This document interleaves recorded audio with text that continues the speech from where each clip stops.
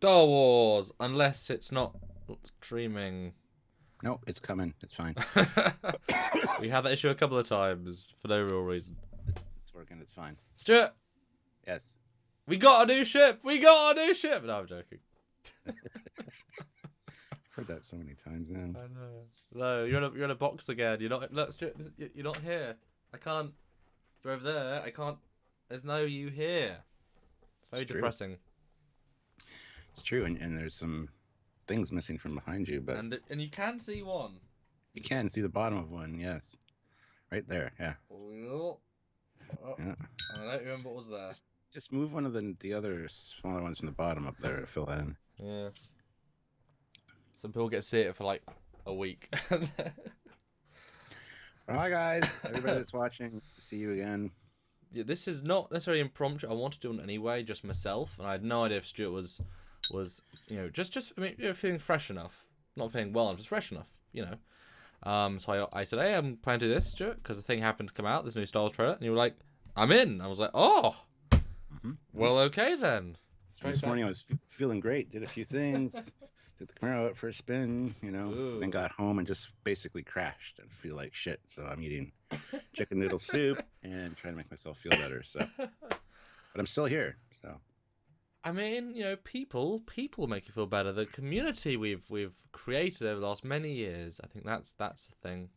100%. Yes. Mm-hmm.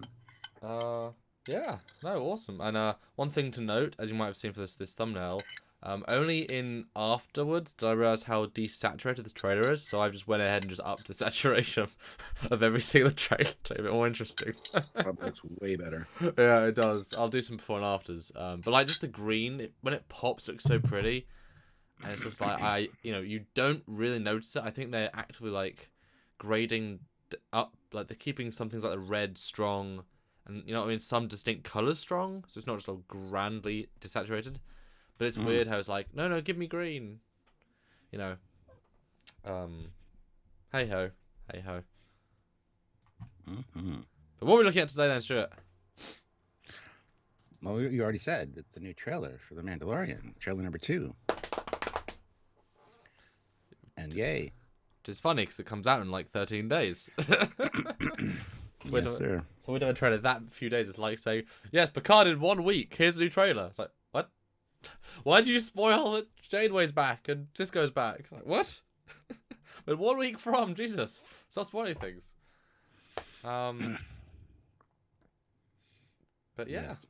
Okay, Yes. I guess I will share and you can talk to our audience now back again so I can't hear. Because I could hear the last twice. That's true. So, and I can't hear. Okay, there we go.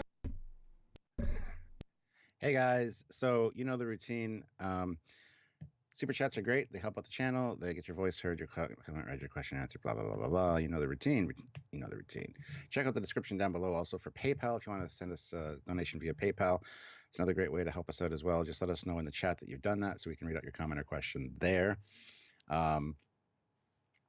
And yeah, you can also get some cool Trek Yard stuff at Teespring. Teespring store link is down below as well. And save yourself money on some Eagle Moss ships. Now, we did see some really cool Eagle Moss ships in Birmingham. See, I said it right that time. And their up stuff is actually pretty cool. So there's a lot of cool stuff to look forward to for them. So if you use the discount code TrekYards at checkout, you save yourself some money. That helps us out, helps you out as well. Because Eagle Moss are awesome. They're a good supporter of the channel. So I got a chance to meet Ben Robinson as well, which is great. And I met so many cool people, but that's another story for another day. But in the meantime, guys, yeah, if you want to help us out, the best way to do so is super chats. We do really appreciate anything you guys can give. Even if you can't give, the best way to help us out is hit the like button, or share this video to Star Wars people that you know might like it. So there.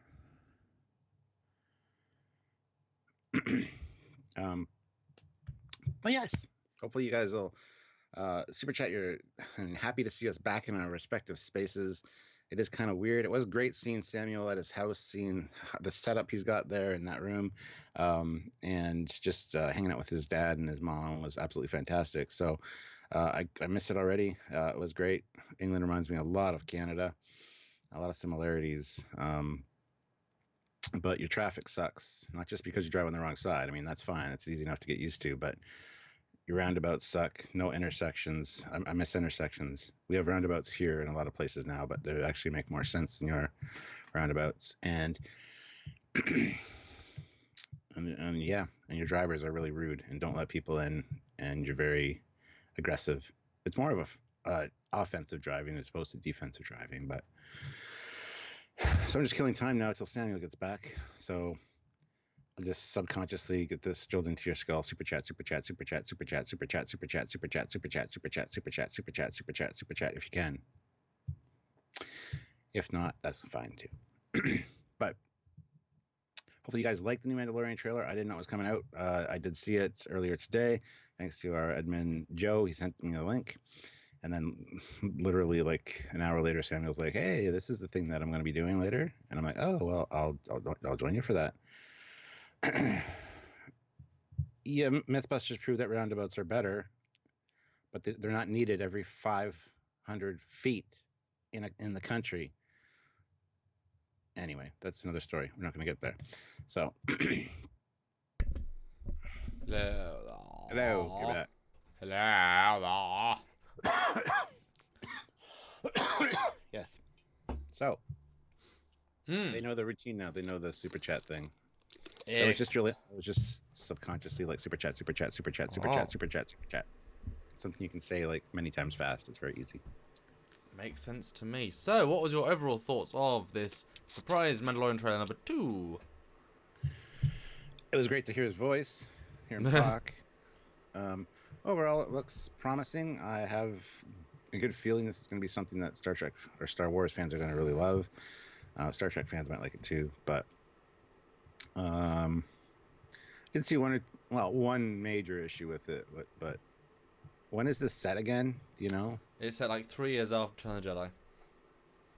Okay, that makes sense then for what I noticed. Just the carbon freezing thing.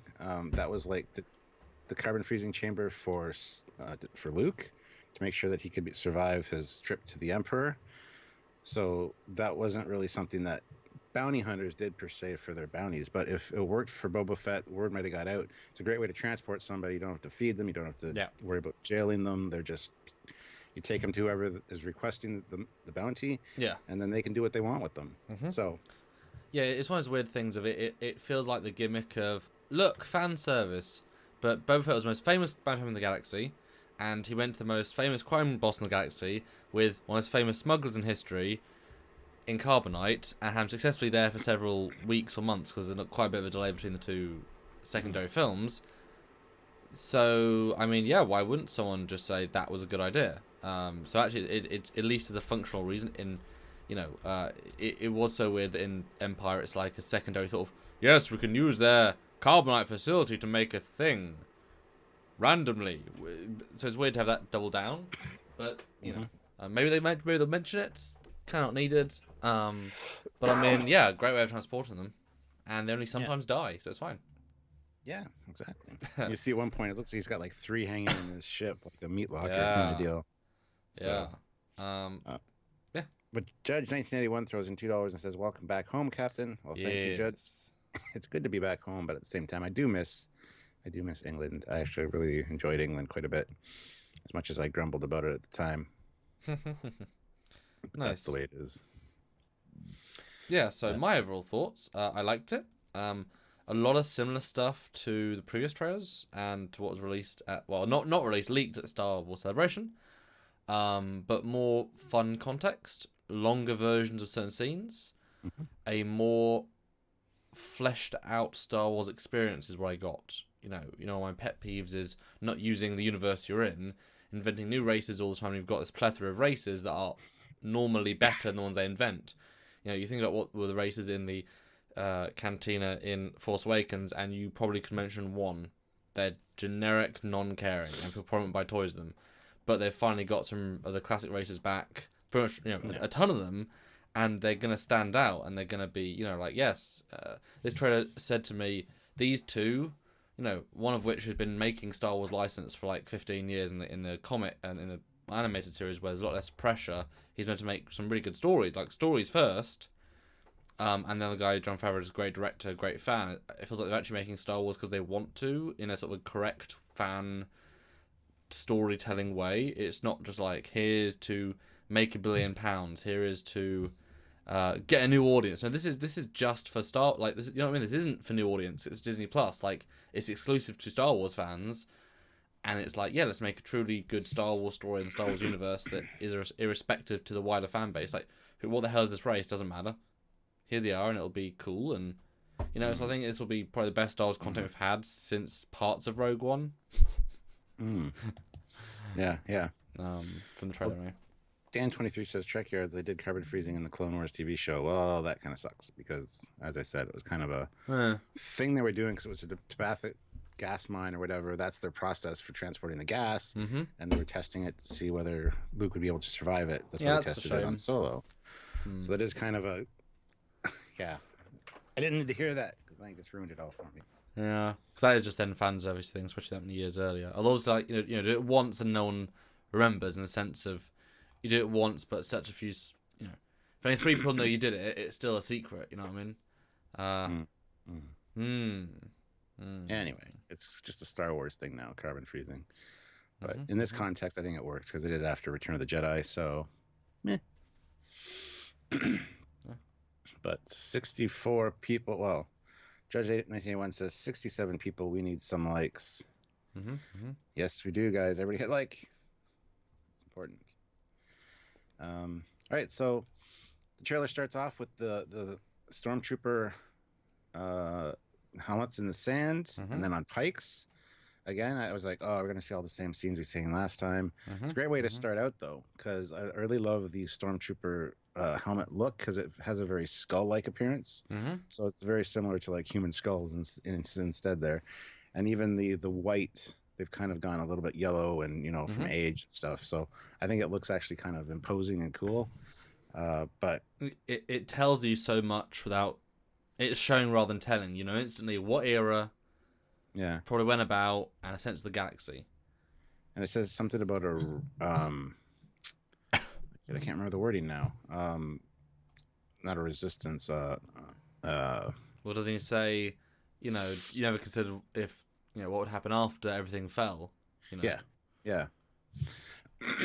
So this is obviously, well, not obviously. I think it's probably in one of the Outer Rim worlds where the Empire didn't have such a strong presence, maybe. But yeah, too early to speculate on that kind of thing, I think. But still very cool visuals for sure. I mean, I've always wanted to see the instant aftermath. The books are so good and so visceral and so interesting that it was always weird to sort of go from this epic destruction of Death Star to suddenly now the First Order are the most powerful people in the universe and they've got this other super weapon and then Nazis. Yeah, it's like, oh, that was easy. Can we just not see? Can we just do a bit in between and not have them do that? And please, no. Okay, well now we're gonna finally see some of that, and because it's such a distance between here and Force Awakens that anything and everything can happen, which is nice. Then you get a nice sequence of dewbacks or small dewbacks going along a mountain range, and it's a great use of CG in that it's real world fake things used for artistry. They're not big in screen, they're just these people need to get from A to B, cut away to A and B. Oh, the dewbacks, nice, good choice. Yeah, I'm not 100% convinced they're dewbacks, like thin ones. There's some kind of similar thing, yeah. But anyway, and this is the Mandalorian's helmet. Again, it's reminiscent of Boba Fett, but not exactly the same. It's got a few changes that I think on the top it's very different, and so is he's missing his viewfinder, which I kind of, when I was watching the trailer, thought the viewfinder is a nice touch to the helmet. It makes it something like the asymmetry of it makes it look unique and cool. It's kind of a shame that this one doesn't have something like that. But that was what Boba had. He was a unique and cool. He heavily customized his own. He wasn't Mandalorian. Well, especially Boba was a clone. They just chose to use the Mandalorian armor. And this dude is just another dude, but he's got his own version of it, and he kind of feels more like a Roman centurion armor vibe, especially with how red it is. Yeah. All he needs is the feather, the Yeah, little thing on the yeah, top. Of his helmet. exactly. Um, but I like this scene a lot because it's just, yeah, these are classic Star Wars aliens. Obviously, recognizable enough, and yet different. Having this nice little fight, shows some good choreography, good use of film and makeup, and/or well integrated CGI. Can't really tell. And yeah, a thing in this trailer, which is his armor can deflect everything, which is might be a little bit over the top by a certain point because he's just like, oh, stab, nah, it's fine, stab. It's like, oh, okay, cool. Well, yeah, you see his armor get hit a few times, and I'm wondering, is it going to leave blast marks each time? Like, is his armor going to, like, eventually over the course of the series just get more beat up and, like, charred or whatever? We'll have to see about that. And everybody's yelling at us saying there's Jawas on those things on the ridge. So. No, I also thought they're stormtroopers, personally. I'm zooming in. They are stormtroopers. At least one of them is, I think. I mean, it's not a Jawa for sure. But they're definitely not Jawas because they're not wearing the capes. Or look like Jawas. Or look like Jawas. That's probably Plus, the first indication. It isn't Tatooine as well, although they could be anywhere, but yeah. Yeah. And good use of locations that you can get a lot of production value out of. That's just a real cave. It's just a cave. It just exists somewhere. Yep. And you get all the production value of it being a real fancy location. Well, the battle sequences are pretty cool. I love how he's got the gun from the animated special, or the part of the holiday special, and it's got like a electric vibe to it. In the cartoon, he was using it to shock the one beast, but I love how he's using it in this scene. And then there's a same race as Bosk, I would assume. Yep. Very cool to see that as well. As you said, bringing in the old races they haven't used very much. It'd be cool to see more of them and get some more maybe lore behind their species. Well, that's the thing. It's in the games, it's in the books. I mean, there's a billion things known about them. They just don't use it. So it'd be nice to get them back. And yeah, Shock Staff's a nice thing. This guy is meant to be, and this is what part of the dialogue says, he's meant to be amazing. Best guy in the parsec, and so just like Boba to some extent, it would be nice to see him have all these gadgets and fun things. He can almost be a Batman in terms of like things up his sleeve, Yeah.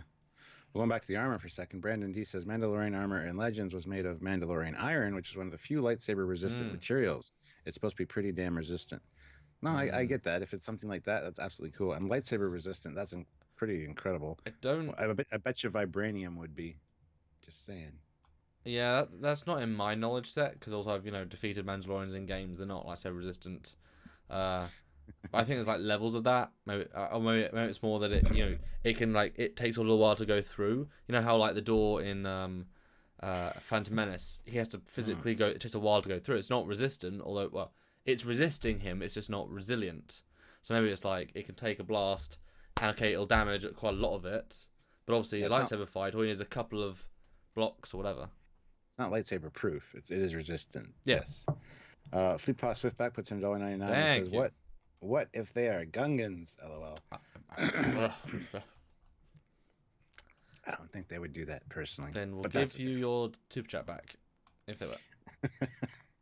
Ooh. Yeah. Ooh. There's a money back guarantee on that one. Yes. But yeah, nice, resourceful. Yeah. The next scene's actually the one I was talking about, where it looks like a meat locker. There's 4 hanging there in Carbonite, which again is a very cool visual. It would be a fantastic way to actually transport somebody that's dangerous or whatever. So yeah, I have no issues with that now that I know where it's set. So yeah, it's a great visual. That it's again showing, not telling.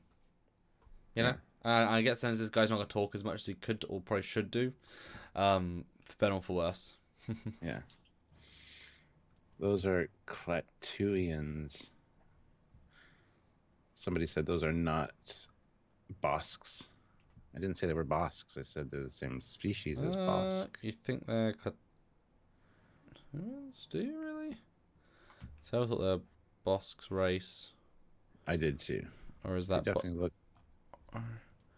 Well, I just googled them. There's a ton of variation to what Klatooians apparently look like, which doesn't really give me much hope.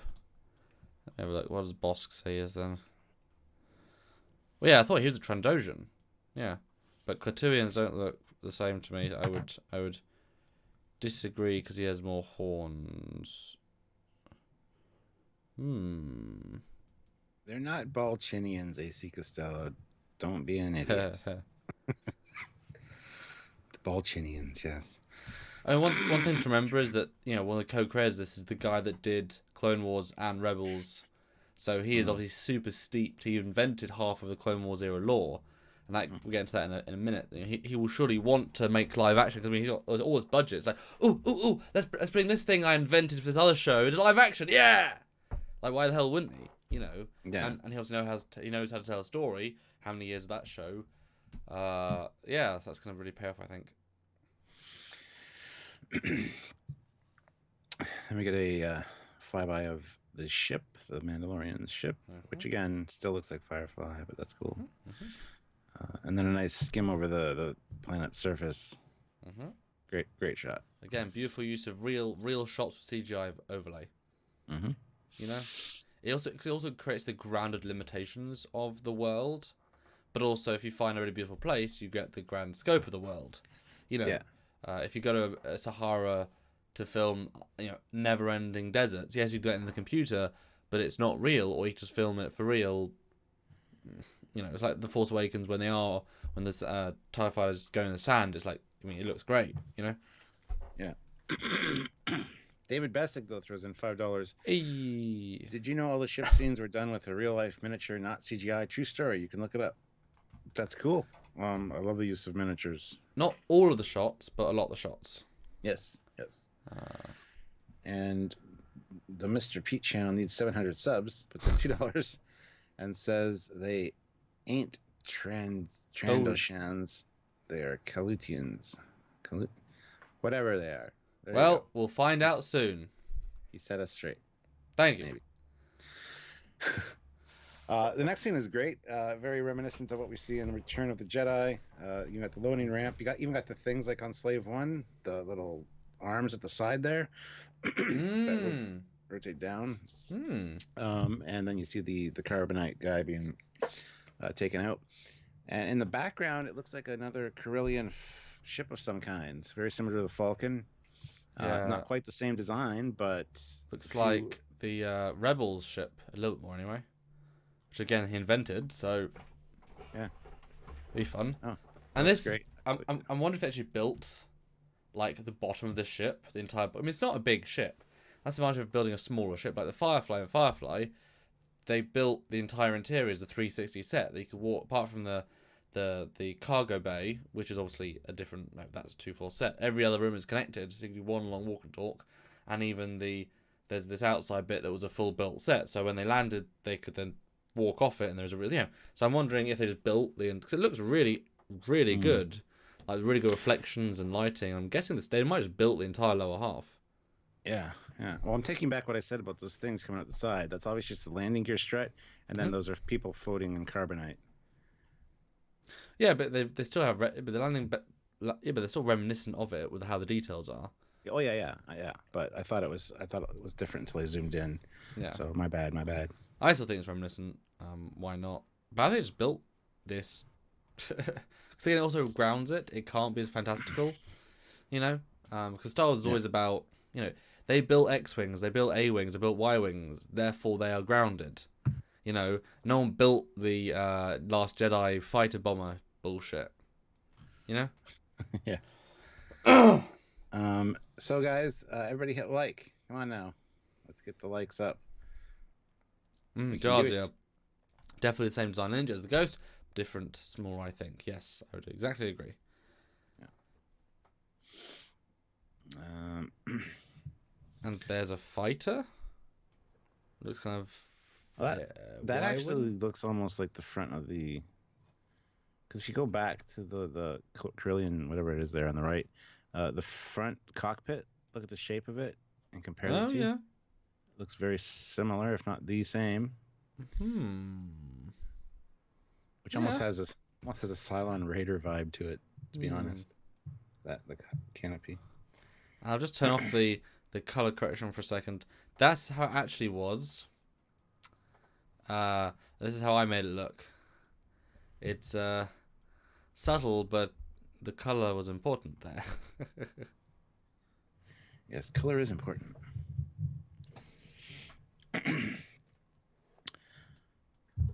But yeah, I'm looking forward to seeing this. There's going to be a lot of new ships, a lot of cool stuff to look at. So, and hopefully lots of like junked up variations of old ships, because they can use anything from any of the eras, because either it's brand spanking new tech that they'll be used first ordery, or old tech, or reverse engineered or rusted tech for any other eras, which is going to be fun. yes. And AC Castillo says he was going to say Cylon Rider as well. Old school Cylon Rider. Yes. Old school, of course. More aliens and stuff in the cantina. And these are very quick cuts, but I got that, I worked hard to get a frame. You can see a Greedo's race, which is, I can't remember, Rodian. Got Rodian. And on the right, you can see the dudes that attack the dude. Again, could be either, can't really tell. Nice and colourful. And an alien dude, actually a new one, but looks good. Was that practical makeup as well? Yeah. And Fleet Pass Switchback puts in $4.99. Oh, thank you. I was thinking ship looks like the flying Terminator from the Terminator franchise, or could be I need new glasses. Probably that last thing. Yeah. I do love the next shot with the stormtroopers in the office, or the supply room, whatever it is. Yes, the office of the governor. Yeah, I love how their armor is not pristine. It's very weathered. Like these guys are not getting new supplies and stuff all the time.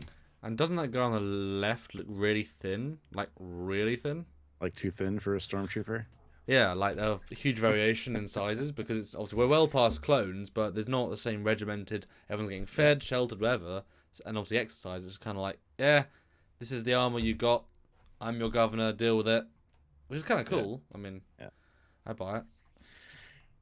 Jeff Jacobs puts in 257, 57 likes. Nice. Again at 100. Hashtag Mandalorian like spike. Hashtag make Jeff. Yes. Always maketh the Jeffeth payeth. Then we get the governor guy, and then this is the scene. I love the scene where he comes out of the doorway, and you see the one blaster thing glance off his armor. Yeah, very very cool. I do think though that this shot feels very OP to me. I mean, if you can take direct fire and be fine, then I know these are stormtroopers. And I guess that's a funny conceit. Either they can never hit you, or they can hit you, but you've got armor against it. Like, what's more exciting, neither give you any real tension. That being said, we just talked about the armor of the guys in the room. Look at the stormtrooper armor. It's like pristine white new. Like, this is new replacement coming in. Well, there's a reason, because these come down with the other guy who brings the Dark Troopers down. He brings a new contingent. So there's the governor, the old governor's trying to keep power, which is often the way, or as again was in the way in the expanded universe, that he just basically bought out the world, and then Stormtrooper armor is still useful, and it instills fear for what fear is worth. And so you can just put your people in Stormtrooper armor because it's theoretically armor. Yeah, even though it doesn't seem to ever work, but yeah. But I like this. I'm wondering if these sparks, when it comes out, are practical, because they sort of generate light, but it's such a well-timed and a lot of, you know what I mean? So I'm hoping it is. I kind of get the sense it is. But yeah, it looks cool. Well, Jarzia throws in $5 Canadian. Thank you. The show looks fantastic on a technical level, but what it needs to be great is a sense of adventure and the heart of the sequels that have lacked, in my opinion. Yes. Everything hinges on story. We say that all the time when we talk about Discovery. The visuals are fantastic. Very well done, but... Well, better after season 1 first half when it was very dark. They were not well done. Yeah. Better at that point. And Raj says, do you think they will show his face or keep him like a Judge Dredd character? That's interesting. I don't know. I would hope they would show his face, to be honest. Maybe not right away. Maybe for the first like half a season, not show his face would be kind of neat. But I really feel like you're gonna have to see his face. I mean, he's a good actor, and Yeah. it helps to humanize him because he isn't Judge Dredd. You know, mercenaries are allowed to have a personality, and if you didn't take him out of the helmet, that's a boring 13 episodes or however many, and it's just Boba Fett again. You know, do best of both worlds. Give us the human with the machine with the armor. You know, let's have each moment. You know, like almost when he takes the armor off, he becomes more human than he thought he would, and suddenly as soon as he puts the armor on, his entire body language changes. He becomes this, cool killing machine bounty. And I think they could use that really strongly. Well, Dan23 says, "What is that round thing on the back of the Stormtrooper?" That's actually a holdover from Ralph McQuarrie's original concept design, because all the Stormtroopers were supposed to have lightsabers, which is supposed to be the weapon, a weapon they had. So that was where they stored the lightsaber. Since then, it's been updated to, I don't know if it's a rations pack or something like that. It's either rations or oxygen, like the oxygen tank, because these Stormtrooper uniforms can go in space, for just for limited time. So there you go. But yeah, great, grounded. But again, a little bit weird. It just comes out, shoots a dude, whatever. I do think it's gonna be a bit OP. But then again, OP against basic Stormtroopers is not a thing that's really to brag about, Yeah. Anyway. And Bill Barkley says, "Hold on, we never saw Boba Fett's face. No, not until the prequels." And that's what I meant. Boba Fett has very little character. So if you just didn't show his face, you'd be doing that again, Now this scene, I think, is really great, and this is one of those things where using canon is so important, where those are people who said, oh, Discovery's the best, doesn't matter with canon.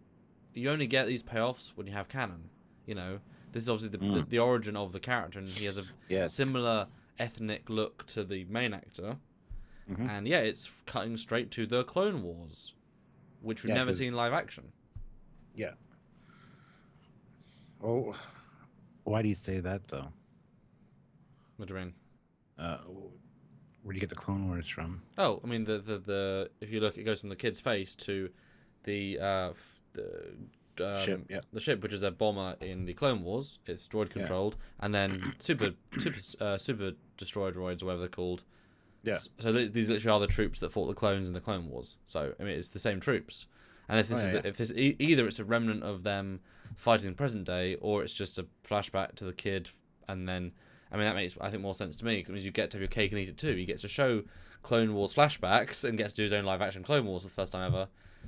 I mean, in this sort of film, obviously we had it in episodes 2 and 3, but that was all very green screen everything. These robots look great, they're very grounded, very they have a certain weight to them they almost never had. Yeah, I thought you meant the Clone Wars TV show. That's why I was confused. I didn't see the droid, but it could be any time. I mean, we don't know how old the guy is. I mean, it could be 5 years in, 1 year in. Turns out, you could have a Obi-Wan Kenobi cameo. Really, imagine Obi-Wan Kenobi saving him randomly. He says, "Hello there." Why not? Yeah. But this made me happy, because that implies that it's some really nice. And they've been so disrespectful to the prequels by basically ignoring them, and it's nice to see them utilized because it's all part of the universe. Yeah.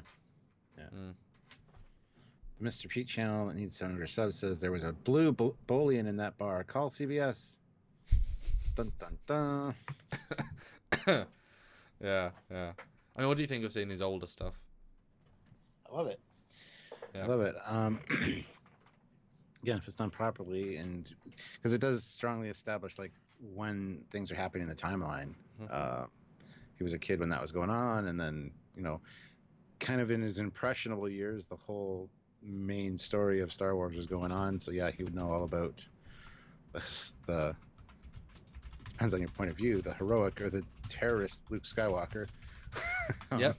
Yeah. He would know all those events. So, and it'd be certainly kind of fun to have flashbacks showing the transformation into the Mandalorian, and therefore, if you place him at a certain point in the timeline, you get to see him be young in Clone Wars, older at the start, episode 3 at the height of the Clone Wars, or through the Empire's reign or build up. Like you can actually kind of you can have Darth Vader in it. You know what I mean? Yeah. I mean, not in like a major way, but tell us the build of this character lets you have all the different eras. And again, these people know the universe because he helped craft a lot of it. And apparently that ship that does the flyover at that scene is a Separatist droid gunship. I didn't know that. Yeah, it's hard to see. It's hard to see in the trailer, but on the freeze frame there, yeah. I mean, I still don't recognize it. That's okay. It's a pretty I mean, you haven't played the games as much, I don't think. No. I've shot at them. I've flown them. They're pretty powerful. Yeah, they're pretty definitive shape for me. Yeah, and then a visionary new series. This is the same sequence from earlier with the great this race. Oh yeah. It's sliced by the door, which was great in the first trailer. Yeah, great action for sure. Let me get like a rhino type beast. Well, he also gets shot again and doesn't phase him. What? He does. Yeah, shot in the shoulder. Oh yes. I'm not. Stop aiming for his armor, people. Aim for the spots in between. There's lots of those. Yeah, well, yeah. Yeah, sorry. Then the thing. Yes, then this rhino thing, which is pulling him around. Don't know what that's all about, but. And look at the fur texture. Jeez, that is a detailed model. Yeah, wow. Matted and gross and muddy. Yeah. It's not trying to be anything like they're trying to make it blend into the background, which kind of if it's evolved on that planet, maybe there's predators that it can hide in the I like the thought was put in there. Hopefully. Yeah. Then I don't know who this probably is. I don't know if he has a team or a partner or whatever, but now is this one of the critters from Cloud City? That is my impression. The Ugnugs or something? Yeah, they're engineering people, yeah. Why not? I mean, it makes sense to have an engineering helper. Especially that people like that you're Scotty's? carbonating. Yes. Kiesner or Kiesnet, whatever the hell his name was, I can't remember. Yeah. Yeah. But speeder bikes. Yay. And walking is.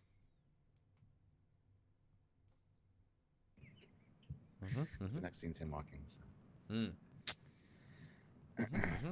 Yeah, it's one of those guys who took part C-3PO and Strikes Back. Yeah, that's what I just said. The Ugnaughts.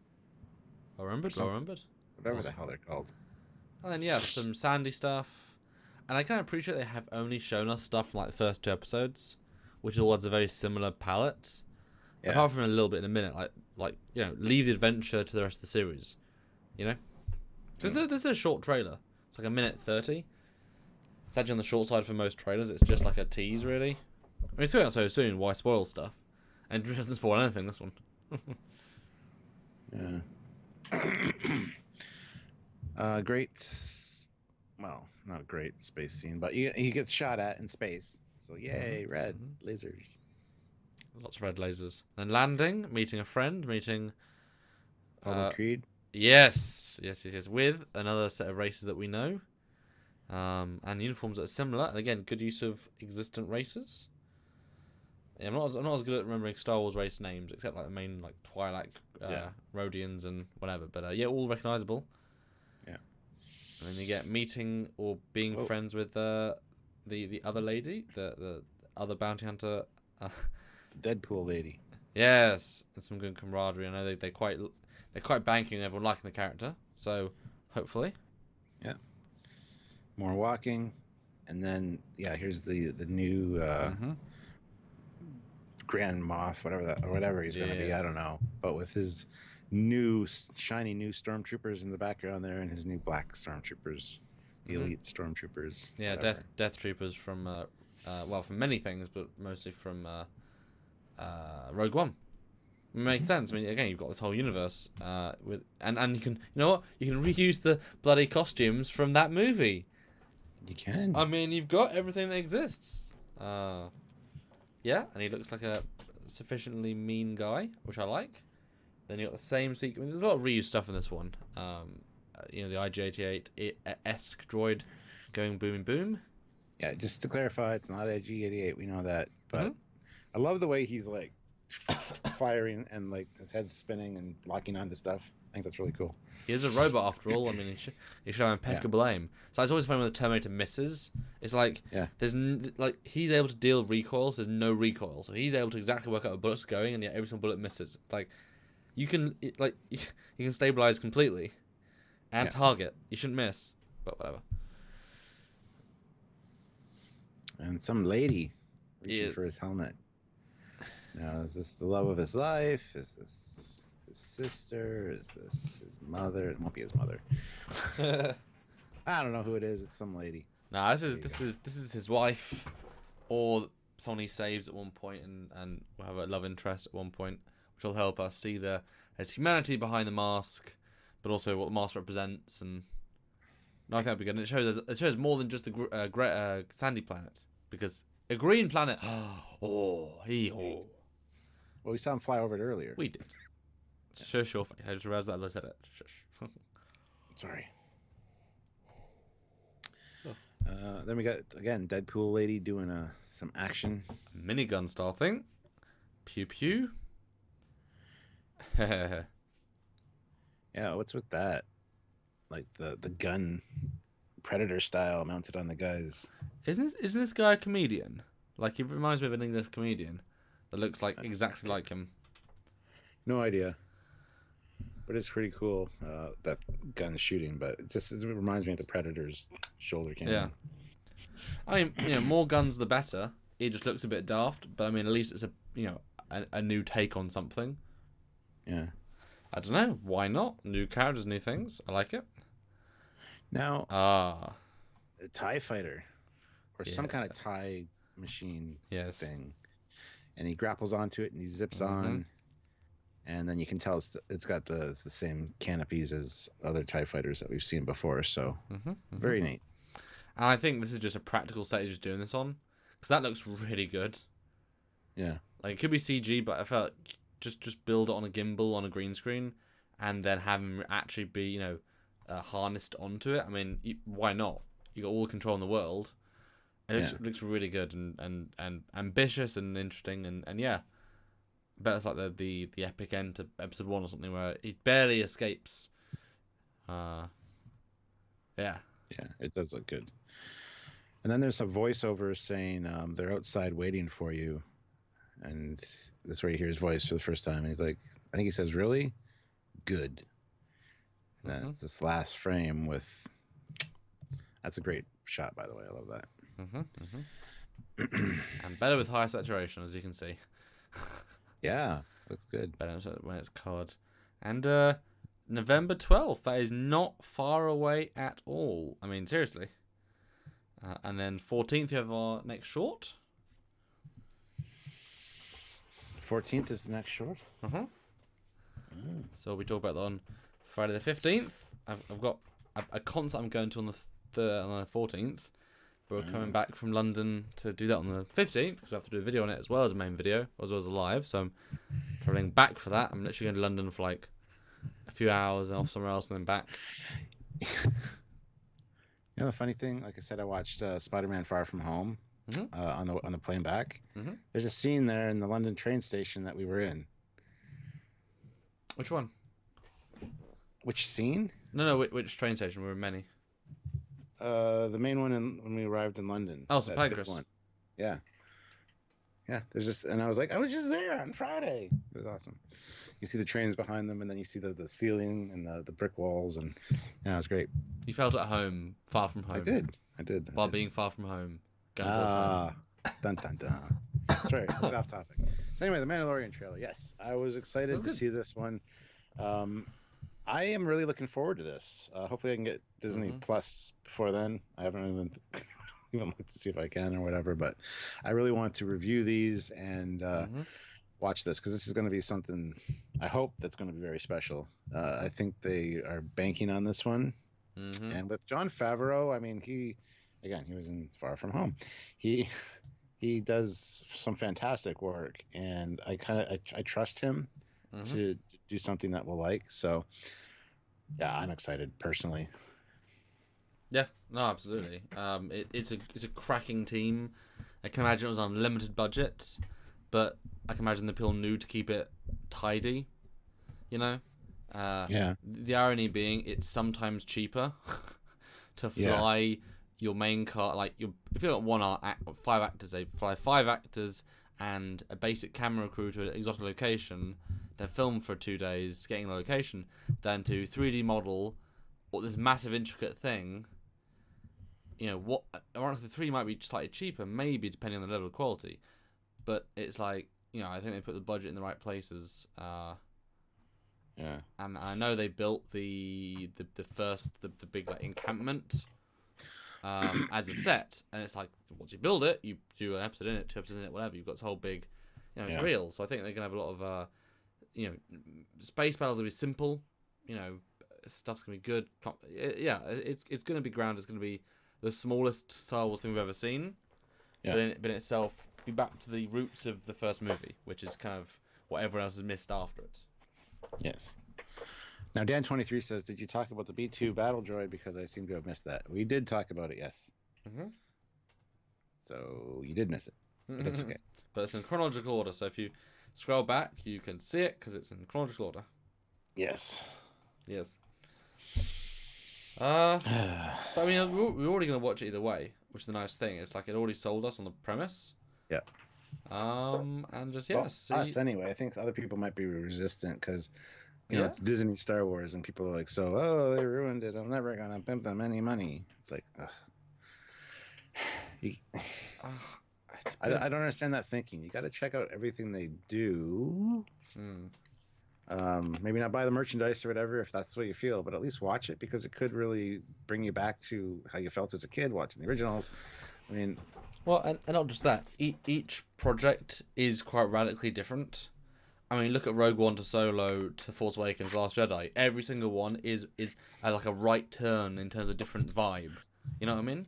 Like if you watched one by its own, you couldn't judge any of the quality of the other ones. Like you watch Force Awakens thinking what Last Jedi is going to be, not at all similar. Same with Solo. So this is different people. I think, you know, the amount of clout that the team has, Kathleen Kennedy and the team that are actively not doing a good job with the franchise in terms of the big projects. They're not micromanaging this one to let the talented people actually do the job, and I think it's going to benefit from that. Whereas the other ones have been micromanaged, and in terms of Ryan Johnson's one, not managed, and so it is Full Vision, who's the wrong guy to hire.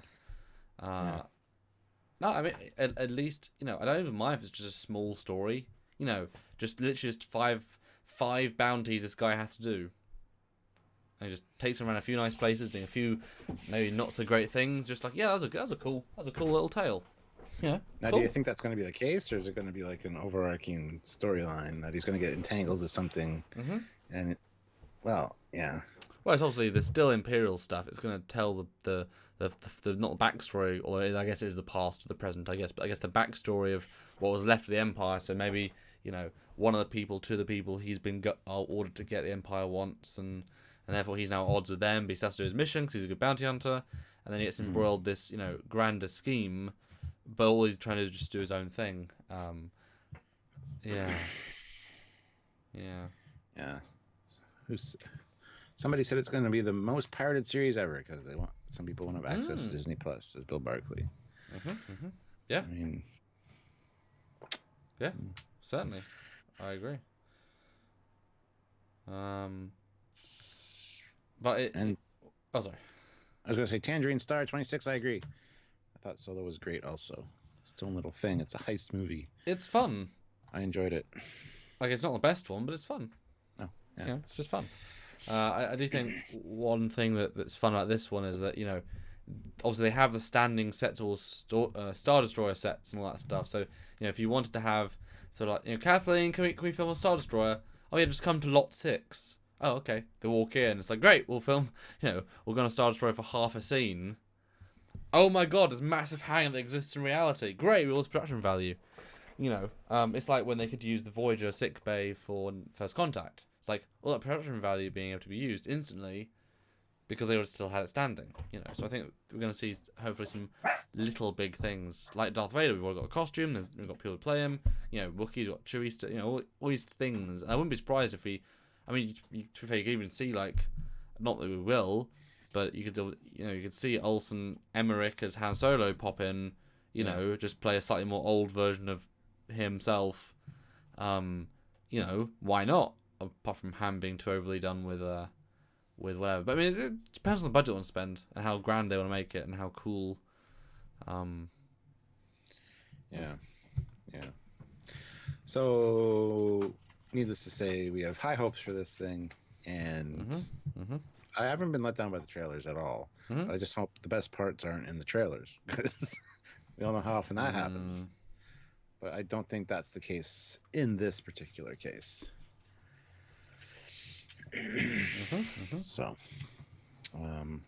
yeah. November 12th. That's not that far away, man. No, and then we'll have things to review and even more things to review. Which we enjoy.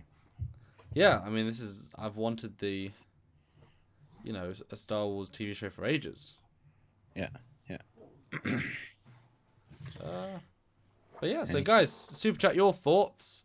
Rather than out of 10 for the trailer, give us an out of 10 for how excited you are for that upcoming show.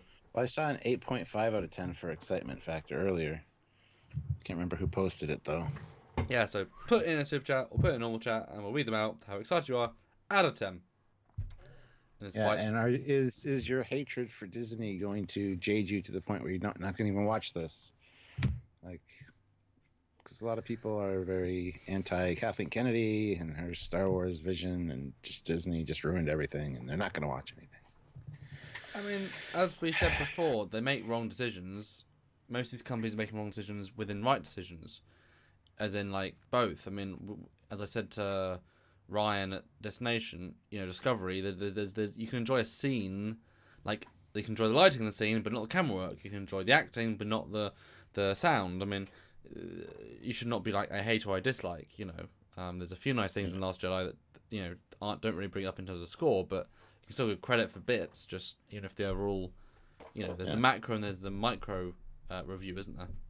Yeah. Jeff Jacobs says 8 out of 5 for excitement. John K says 8 out of 10. 9 out of 10 for Will Barkley. Brandon D says 9 out of 10. So there you go. Pretty consistent across the board as far as excitement level.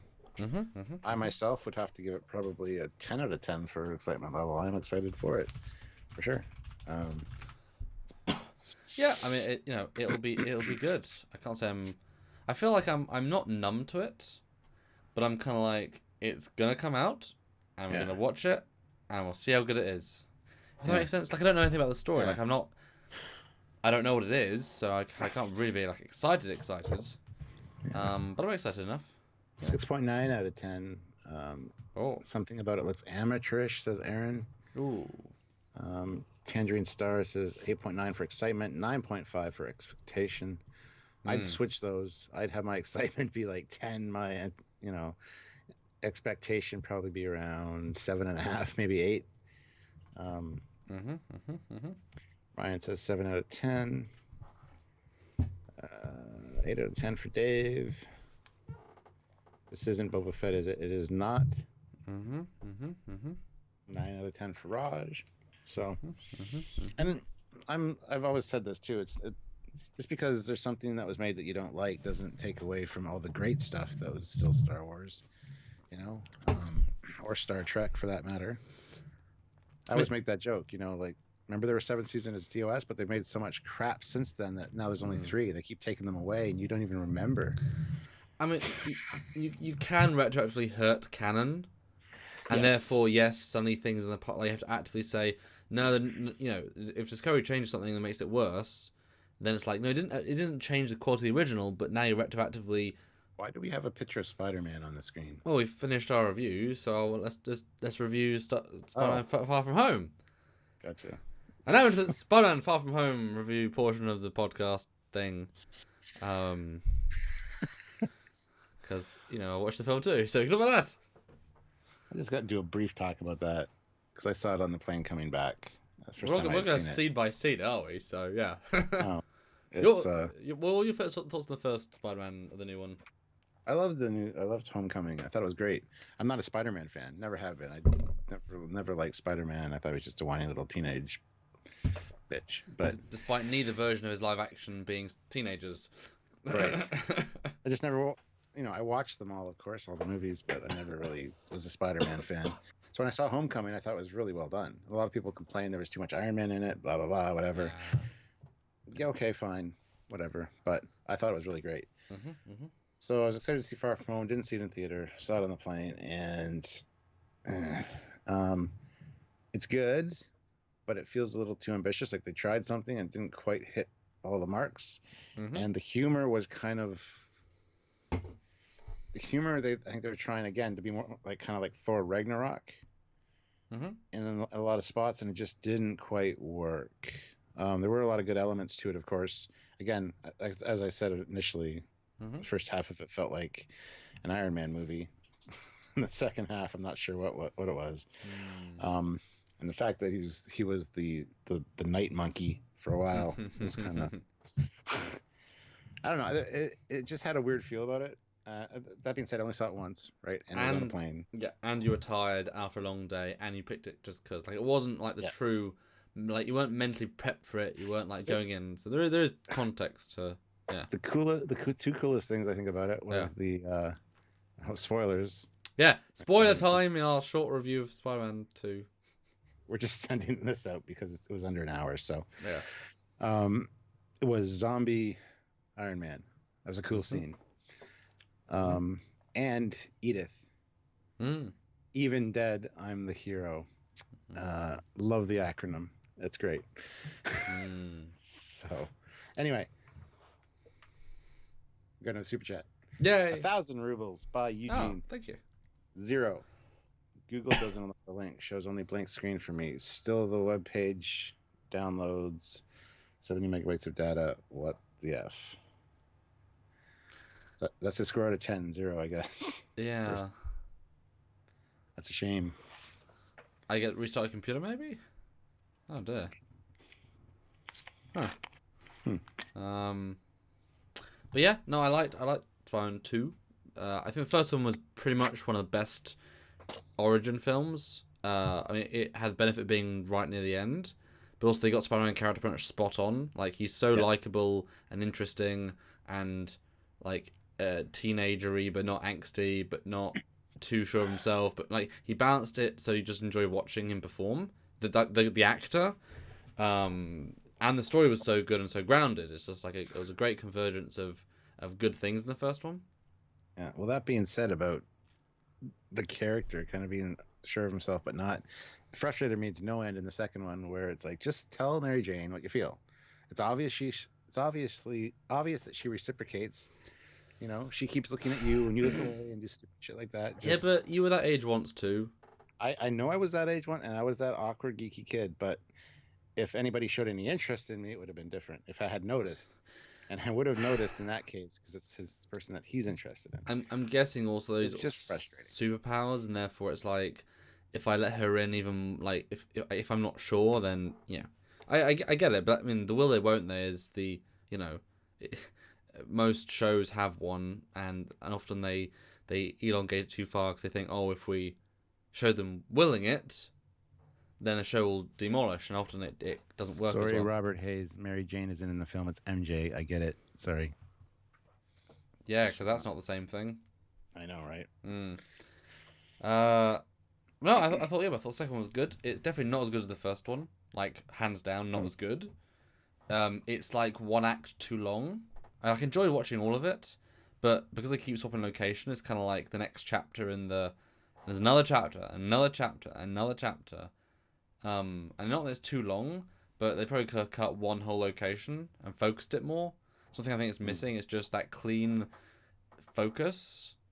That said, I think, you know, I knew Mysterio was a villain in the comics and the animated series, so I was expecting him to be a villain, but I thought now the twist is he's not a villain, because that would subvert expectations, you know.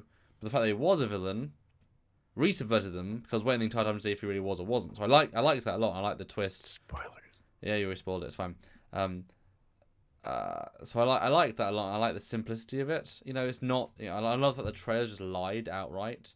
The trailers told us this interdimensional stuff was going to happen, so we all went in going, "Yeah, we know what the storyline is." It's like, no, it's just a dude. He just lied the shit out. That's great. You know, it brought it all the way down, not intergalactic dimensional bullshit, right down to a dude with holograms. Although that was like, oh my god, really? Can you Should really? have ended with an interdimensional thing Yeah. happen. Well, I mean, it did end with an epic interspatial species thing. I mean, it did in a sense. But it's like, really? Making 1,000 drones that can also cause all this damage? Is that really smart? Like, I thought that was a bit dumb for the most part. It worked well, but it's like, it's pretty powerful. Well, it's a fun watch for sure. Yeah. I really did enjoy it. I'm looking forward to watching it again. But it didn't quite. It wasn't what I anticipated. Probably. It came across as kind of too busy in spots and too. But like I said, not focused enough. Kind of all over the place. Yeah. Too much. It's not there's too much of a good thing. It's just they could have had a little less of a good thing. Yeah. But I liked it. I think in terms of follow up, it's one of the better sequels. You know. Yeah. Like I prefer it to Iron Man 2. I prefer it to Ant-Man 2 certainly. Captain America 2 is definitely better, but that's just a superb film. There isn't really isn't any other twos, but I think it's the best two apart from one. And the mid-credit scene was good. So was the end-credit scene. I was kind of confused as to how much Nick Fury was actually in the movie. One scene. Yeah, he's on a spaceship or something. Yeah. With the Captain Marvel people. Yeah. The Skrulls. Yeah. That was good. It was a fun ride. And yeah, it was a bit. The last one I didn't think was too Iron Man-y. I thought that lent itself beautifully. This one I thought was a little bit too Iron Man-y. That's what I said. It felt like an Iron Man movie for the first half. But it made sense because Endgame just happened, the biggest movie ever. So of course, of course it's going to. I thought they handled that really well. Although and having, this other boy go after MJ because he was 5 years younger and then he wasn't. Like that. That's fun. That's fun. Yeah. What's with the blink or whatever they called it? Where they disappeared for 5 years and didn't age, and then came back and they had to redo their testing and all. Well, they were mid-tests. High school. Yeah. Oh. Well, so I'm unclear. As to did Peter's friend, the fat kid, did he? Yeah, he was snapped too. Yeah. Was he snapped? That's it. The conceit was that everyone we knew in the first film was snapped. They were in the 50%.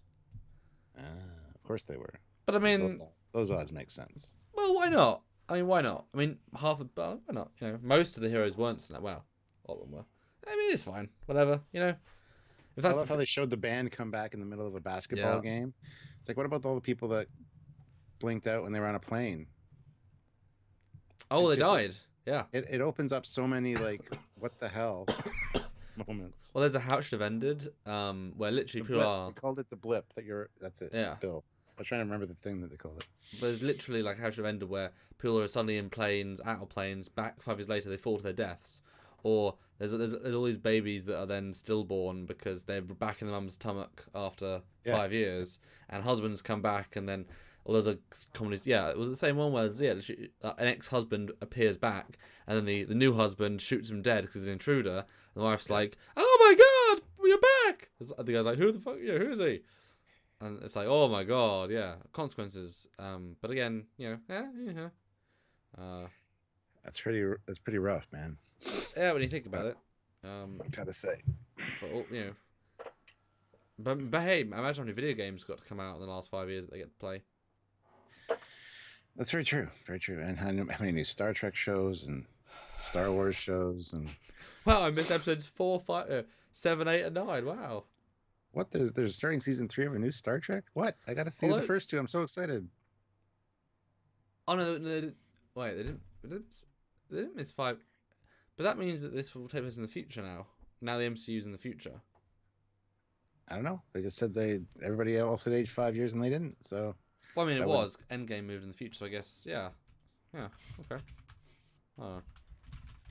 Anyway, I don't know how this works in the Mandalorian, but sweet. I mean, it does. that's yeah. Marvel yards, yes, Dan 23.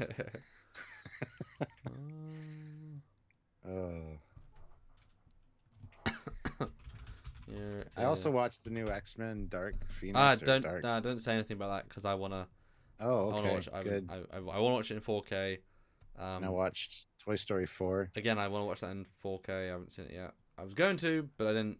I can't give my just quick thoughts. No, I mean, yeah, okay. I'll. Okay, take it out. Yeah. If you wanna say, that's fine. X-Men Dark Phoenix was absolutely disgustingly awful and boring. No, and Toy Story 4, please, for the love of God, stop making Toy Story movies. You're gonna ruin them.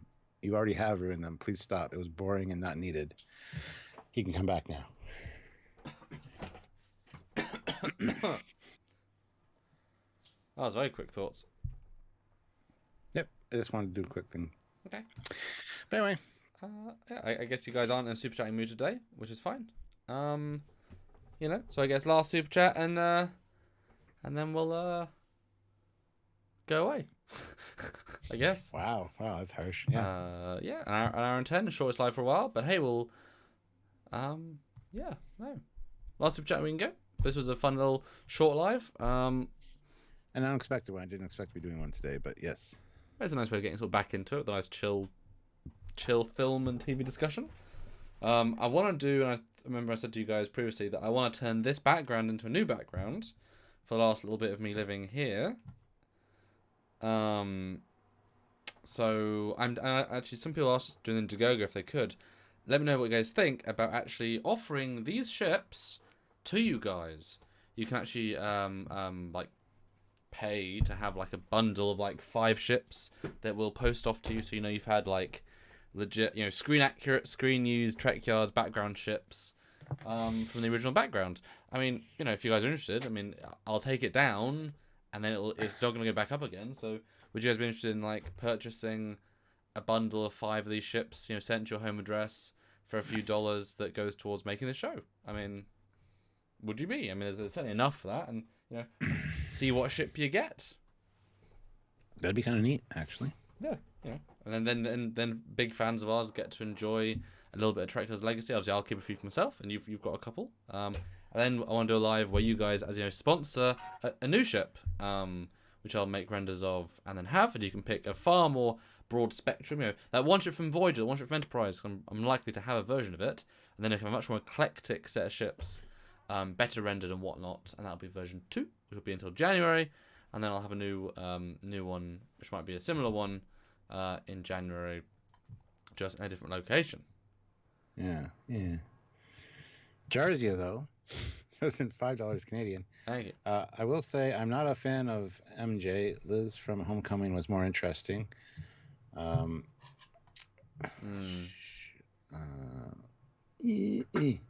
Zendaya equals I'm so edgy and awkward. I'm cool.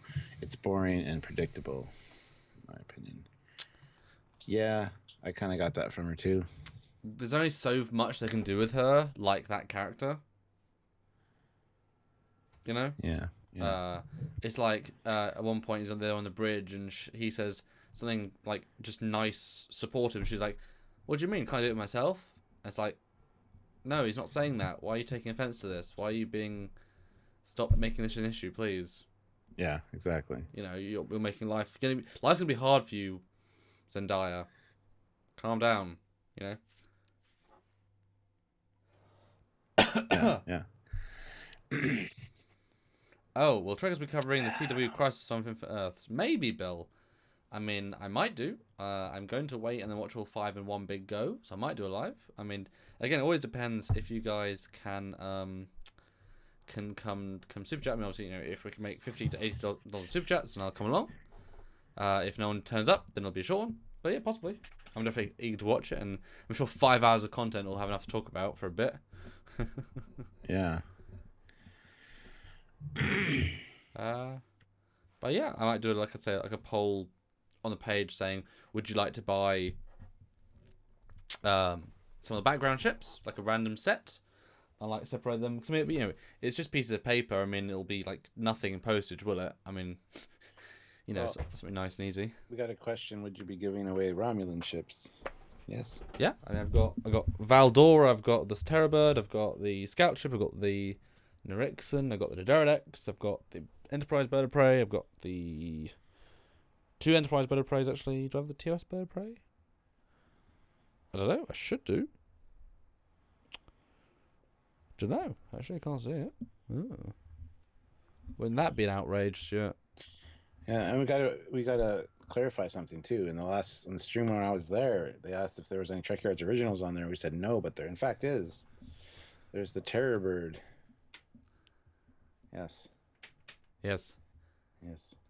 Good clarification. I don't think there's any other ones though. It was that was our first one, so it makes sense. Oh no, I do. Yeah, I see. I do have the TOS one. I do. I know I did. Oh yes. I knew you Good. did too. Yes. See, I'm not crazy. Of course I did. Of course I did. Yeah, and Lizzie Smith is like tune into a Mandalorian discussion to see Spider-Man and a fishbowl. Sorry, Lizzie. It's a good fishbowl. That was a well done fishbowl, considering. That was a cool aspect of that one. And there's a great interview where Jake Gyllenhaal was in it, and they asked, "What's your favorite MCU movie that you're not in?" and he has an awkward like waiting, thinking face, and then Tom Holland says Ragnarok, and Jake's like, "Yeah, Ragnarok, yeah, brilliant." Yeah. I've seen that. But I mean, some actors. I mean, I know the guy that played Reed in Enterprise. He didn't have he might not have a smartphone up until like 4 years ago. He had a brick phone, and he only used it to call his agent or his wife. And it's like he just didn't do technology. So some people, why would you? Some people don't like sci-fi. Some, my cousin's wife, had never watched sci-fi, when she moved here from Poland. Had never watched anything. She didn't know what Star Trek. We had to explain science fiction to her. She didn't understand it. Literally. What? Mm-hmm. Yeah, literally. She didn't understand it, and I tried to explain like what I did on Trek Yards and the visual effects. She didn't understand visual effects. She just couldn't grasp because she'd never seen spaceships fly in space. So there's nothing like.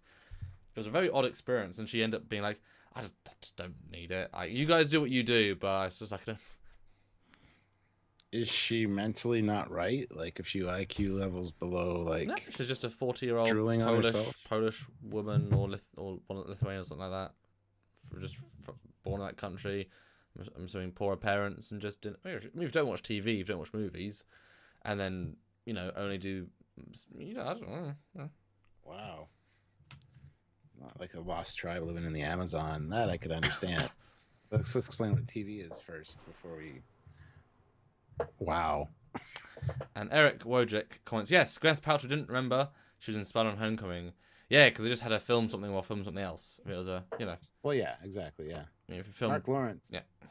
Almost busted by my district manager watching you guys at work. LOL. Well, then don't watch us at work, Mark. And Mark, did you get my follow-up email? Because you got my second email. Did you get my follow-up email? Respond to your email about hard drive sizes? Because now I'm concerned because the email is garbage, apparently, when it comes to your email. Because I emailed straight away. So Mark, message me to let me know that you got the thing that Samuel sent you. Yes. Because on Friday. Just be your middleman between you two. Yes. And I asked you about the kidney stones and stuff. Yes. Alrighty. Okay, well, I guess I'll go back and do some stuff. I'm actually doing some animation, Stuart, for a unique thing for Patreon. Yes, you are. Do you want to pitch Patreon for a second? Speaking of what the coming months and. Patreon is awesome. It's our monthly subscription service, and up until this point, we haven't really had any tier level things. But Samuel's been working on quite a few special things, so that when we announce them, you might have to check your Patreon. If you are a Patreon member already, you might have to up your level or whatever to get whatever he's cooking up.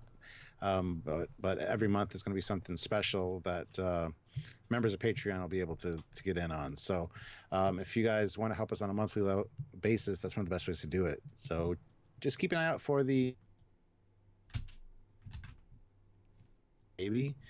but we will announce that. And then if you're only donating $1 or whatever on Patreon, it all helps. Don't get me wrong. Like, if all you can afford is $1, that's great. $1 a month, nobody really notices, but we notice it. It makes a big difference on our end. So, but you might have to up your level a little bit to get some of the cool features we're going to have you adding to Patreon. So there you go. Yeah, absolutely. And I will actually tease one animation because we're going to release unique things exclusively. They might even be on the channel, and stuff that we haven't seen before. So here is Stu hasn't seen this one yet. Here is a still from an animation that I made with the Nova class, the original Nova class model, so it is legit. And this is the sort of quality you can be expecting. And imagine this in full animation form, in shiny HD, with some models that have never been seen in HD before. Trying to be quite creative. And at lower tiers, you'll get still. At higher tiers, you'll get 720. At the sort of the ideal tier, you'll get the full 1080p animation. And better than a YouTube compressed version. So take a look at that, Stuart, and what do you think of the shot? It's great. It's a ship that a lot of people ask for to see more of, Nebula class, and it looks fantastic, as all your animations do, Samuel. But these are like 1080p, trying to look sexy animations. So there you go. That's kind of you can pull it off the stream if you want to as a low resolution, low bitrate version, but always looks better direct download. So yeah, if you want to join our Patreon, will be your way of getting unique and exclusive animations and stills that you can only find there. If you love Canon Prime Trek, it's going to be really good, and definitely going to push the envelope on those a bit. So Patreon, important. We want to get to $1,000 a month for January, which will help my moving flatness, because that's going to be in dire need of food support and such. And so if we can get the 1,000, that would be ideal. 1,000's a good goal to have. Yes. If we can get above that, that'd be great. But just check your Patreon level once we announce these are going to be coming out. So, and Bill Barkley, I'll have to look into that. Episode 1 of the Fox TV Network version of War of the Worlds is apparently out. I got to check that out. I love War of the Worlds, so cool. But anyway, guys, I think we'll call it quits for today. Sorry for kind of going off the rails a little bit with the Spider-Man discussion, but it's fine. There's Mr. Mandalorian. He's on screen again. It's fine. It's fine. It's fine. It's fine. It's fine. It's fine. We were always talking Mandalorian. Yeah, on November 12th. It's a thing. It's going to be fun. It's going to be great. We're excited. Yay. Yeah, and we'll see you maybe later this week. Probably. Oh, we will sometime. Don't worry. Have a good night, everyone. Bye.